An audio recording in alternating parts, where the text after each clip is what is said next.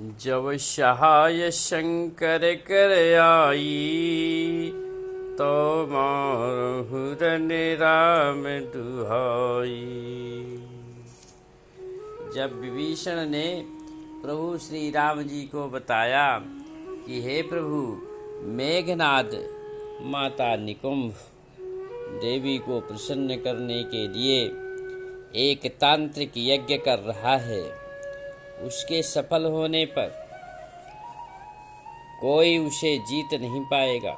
तब श्री राम ने विचार विमर्श करने के बाद बोले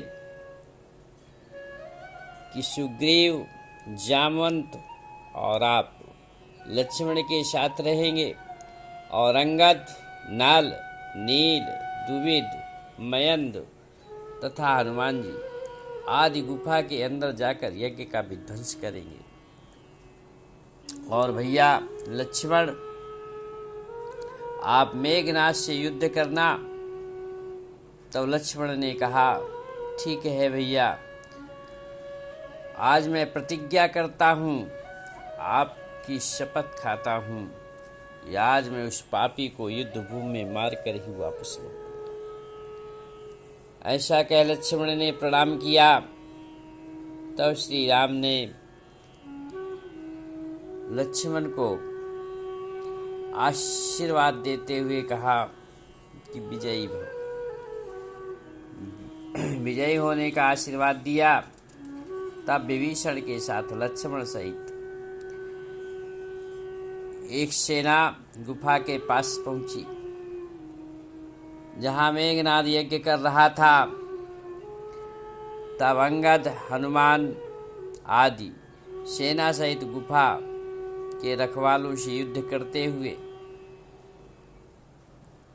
गुफा के अंदर प्रवेश किए।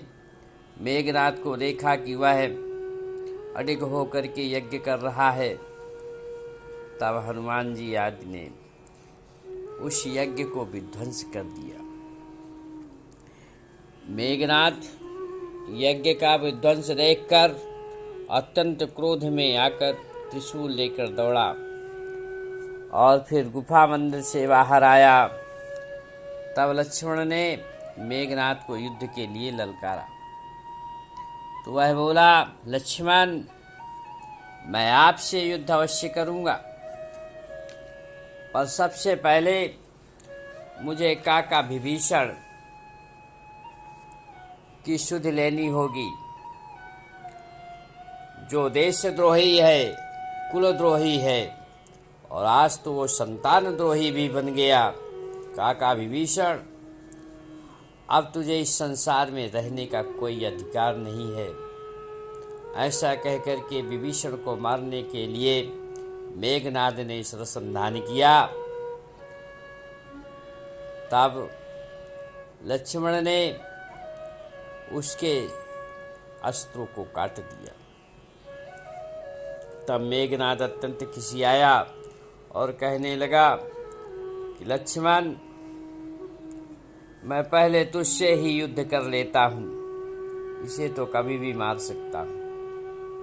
अब वह मायावी मेघनाद लक्ष्मण से विविध प्रकार से युद्ध करने लगा। दोनों योद्धा संबल थे, दोनों किसी से कम नहीं थे। बाणों के ऊपर बाणों का प्रहार हो रहा है। लक्ष्मण के द्वारा चलाए गए बाणों से बचने के लिए वह ओझल हो जाता और फिर अनेक प्रकार की बाणों की वर्षा करता, परंतु लक्ष्मण भी कम नहीं थे। अपने बाणों से उसके सभी अस्त्र शस्त्रों को काट डालते। यह देखकर मेघनाद ने विचार किया कि मुझे अब ब्रह्मास्त्र का प्रयोग करना पड़ेगा। जब मेघनाद ने शेषावतारी लक्ष्मण पर ब्रह्मास्त्र चलाया, तो वह ब्रह्मास्त्र लक्ष्मण के सम्मुख आए, आशीर्वाद दे वापस लौट गया। तब वह क्रोधित होकर के भगवान शिव का पाशुपात्र शास्त्र चलाया। लक्ष्मण जी दोनों हाथ जोड़कर खड़े हो गए और वह पाशुपात्र भी वापस लौट गया। फिर उसने नारायण चक्र चलाया, वह भी लक्ष्मण के चारों ओर चक्कर काट करके वापस तेजहीन हो लौट गया। यह देख करके मेघनाद भयभीत हो गया। वह युद्ध भूमि से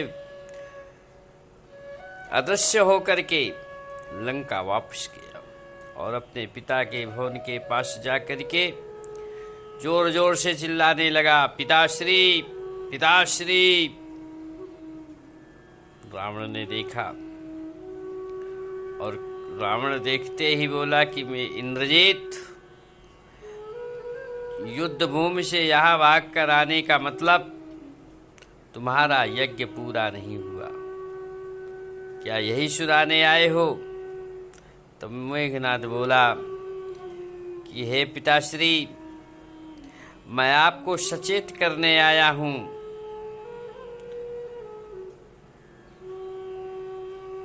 मैं आपसे यह बताने आया हूँ कि श्री राम और लक्ष्मण दोनों कोई साधारण पुरुष नहीं है, क्योंकि आज लक्ष्मण से युद्ध करते हुए मैंने देखा कि मेरे सारे अस्त्र शस्त्र उसने क्षण मात्र में काट डाले। इसलिए क्रोध आवेश में आकर के मैंने ब्रह्मास्त्र का प्रयोग किया। तब वह हाथ जोड़कर खड़ा रहा और मेरा ब्रह्मास्त्र लक्ष्मण को आशीर्वाद दे तेजहीन हो वापस लौट आया। हे पिताश्री, मैंने खिसियाकर भूत भावन भगवान शिव के पाशुपात्र का स्नान किया और वह भी लक्ष्मण को आशीर्वाद दे वापस लौट आया। तब मैंने नारायण चक्र चलाया और वह चक्र लक्ष्मण के चक्कर लगा करके तेजहीन हो वापस लौट आया। ब्रह्मास्त्र का वापस लौटना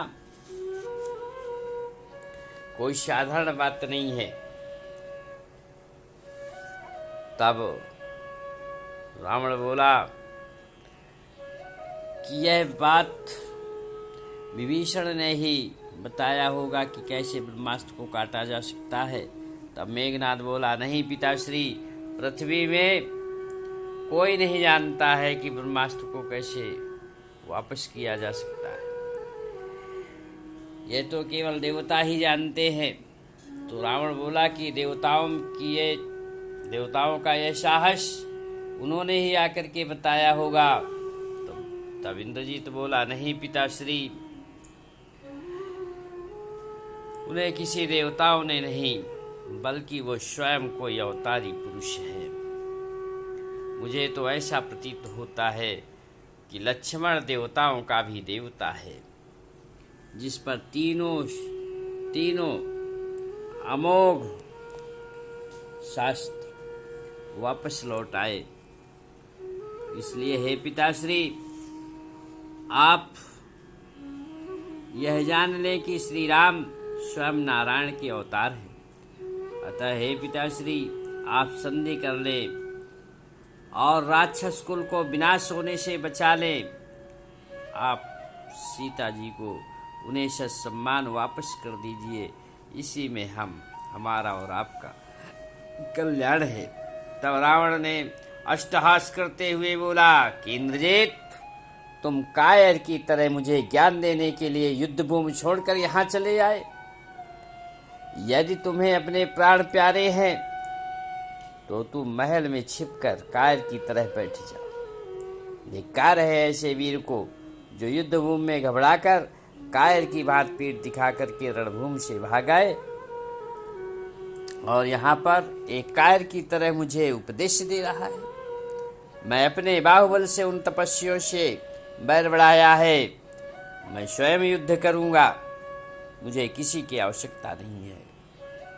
यह बात सुनकर के इंद्रजीत बोला कि पिताश्री, आप मुझे कायर मत कहे, यह कायर नाम सुनना मुझे किसी भी प्रकार से बर्दाश्त नहीं है, मैं सहन नहीं कर सकता हूँ। हे पिताश्री, मुझे जो समझ में आया मैंने आपको बैठाया और मैं चाहता हूँ कि आपका कल्याण हो, परंतु अब मैं फिर से युद्ध भूमि में जाता हूँ। मुझे कायर की उपाधि मत दो। अब आप मुझे अंतिम बार आशीर्वाद दें कि मैं कम से कम एक वीर पुरुष की भांति वीरगति को पाऊं। मैं प्रभु के चरणों में जा रहा हूँ, उनसे युद्ध कर रहा हूँ जिससे कोई नहीं जीत सकता है। मैं तो चाहता हूँ कि मेरी वीरता की प्रशंसा स्वयं श्री राम करें। ऐसा जब मेघनाद बोला तब रावण ने कहा, विजयी भव। पिता को सिर नवाए इंद्रजीत युद्ध के मैदान में आकर नाना प्रकार से युद्ध करना प्रारंभ किया। अपनी सारी माया शक्ति का प्रयोग किया। लक्ष्मण और मेघनाद के बाणों से आकाश तीरों से बाणों से भर गया। महाभयंकर युद्ध हुआ।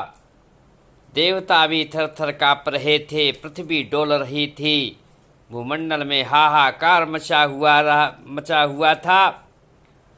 मेघनाद के सारे शस्त्रों को लक्ष्मण ने काटा और फिर अत्यंत क्रोध करके बोले, एक तीक्ष्ण बाण अपने तरकश से निकाल। लक्ष्मण ने धनुष पर चढ़ाए, शपथ दे दी, कहने लगे, हे तीक्ष्ण तीर, हे बाण, तुझे राम की आन है। इस बार तू मेरे वैरी इंद्रजीत के मस्तक को काट करके ही आना।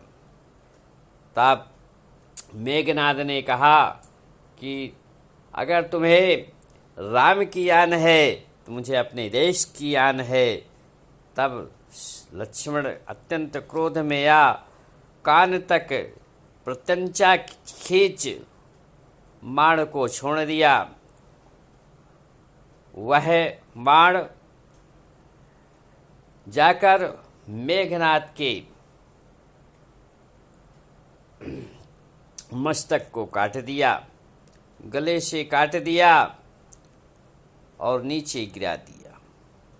इस प्रकार से मेघनाद को वीर गति प्राप्त हुई, जिसे देखकर देवताओं को भी बड़ा आश्चर्य हुआ और मेघनाद को वीर गति प्राप्त होते देख अत्यंत हर्ष भी हुआ। वे कहने लगे, शेषावतारी लक्ष्मण की जय हो। इस प्रकार से जय जयकार करते हुए देवतागण पुष्प वर्षा करने लगे। पूरी वानर सेना में प्रसन्नता छा गई। हनुमान आदि ने शंख ध्वनि बजाई। लो श्याम रामचंद्र की जय।